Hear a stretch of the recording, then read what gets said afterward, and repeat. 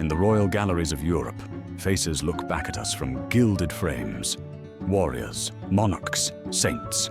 But sometimes there's a blank space where a ruler should be. Once there was a queen, crowned in glory, praised across continents. She ruled a vast kingdom, defied every rule. Then she vanished, not just from power, from memory.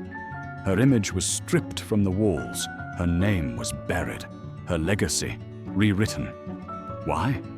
Was it her politics, her faith, or something deeper, something too dangerous for her time?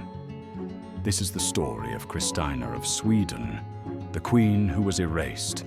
You're watching Hidden in History, where shadows still speak. Subscribe now to help us uncover the stories they tried to silence. And stay with us, because this one is not what it seems.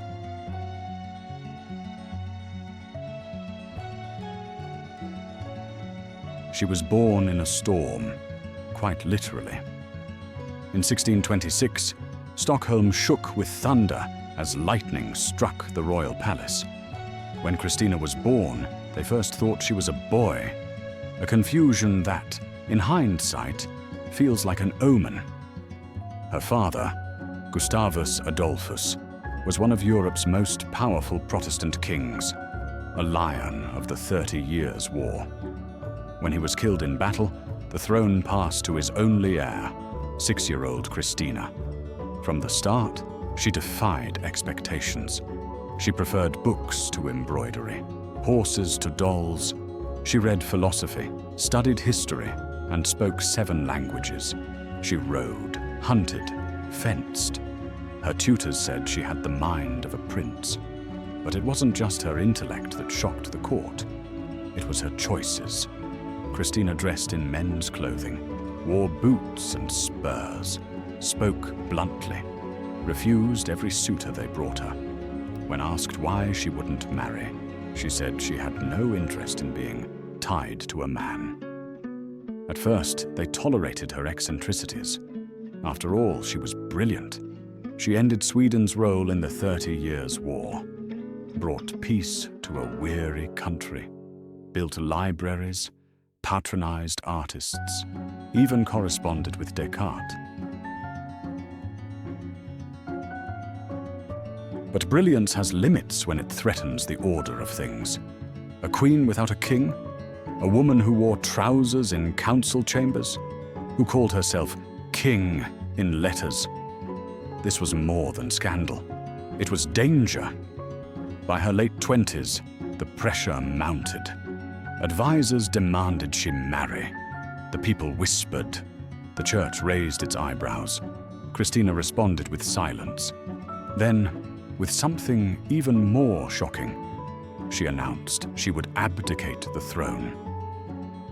In June 1654, she stood before the Swedish parliament in solemn black, laid down her crown, removed her royal sash, her sword, her gloves. Piece by piece, she stripped away the symbols of monarchy and walked away. The court was stunned. So was Europe. She left Sweden disguised as a man, traveled through Europe under a false name, and weeks later, she re-emerged in Rome, no longer a Protestant queen, but a Catholic exile.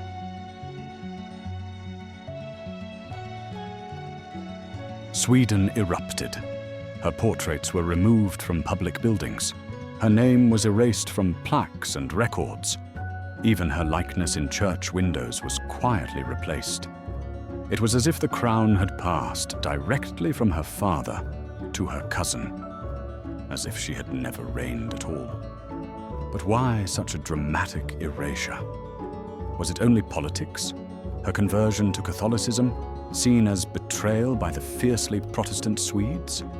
Or was there something more personal, more intimate? Among her court, one name appears again and again: Ebba Spara.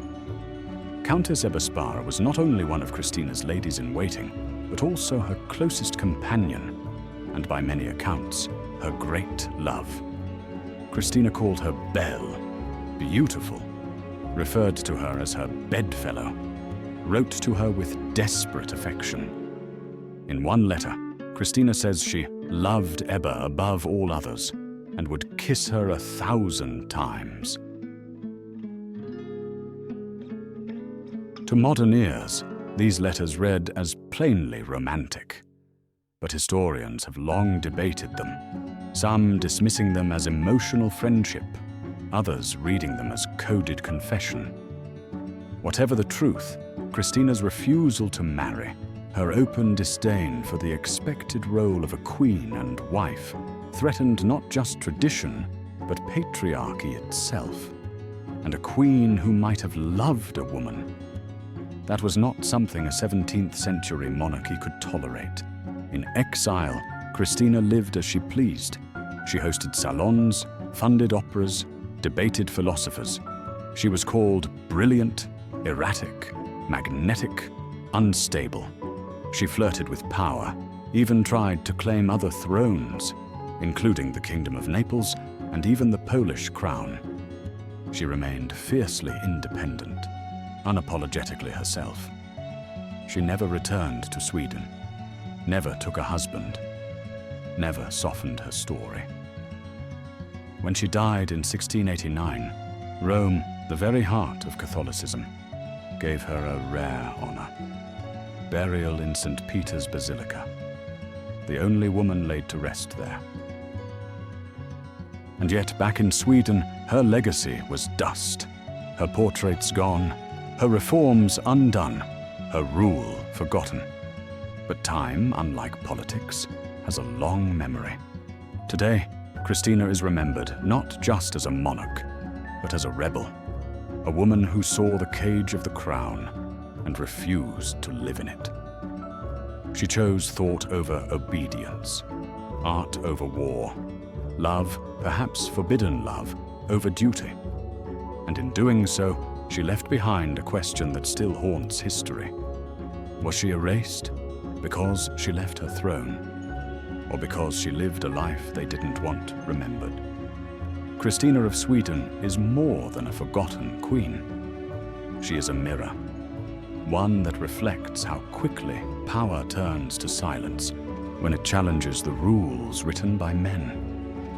And maybe that's why her story still matters, because in every erased portrait, in every blank wall where her face once hung, she speaks, not with words, but with absence. Thank you for watching Hidden in History, where shadows still speak. If you believe stories like Christina's deserve to be told, subscribe to the channel, share the film, leave a comment below. Because history isn't just about what survives, it's also about what they tried to destroy.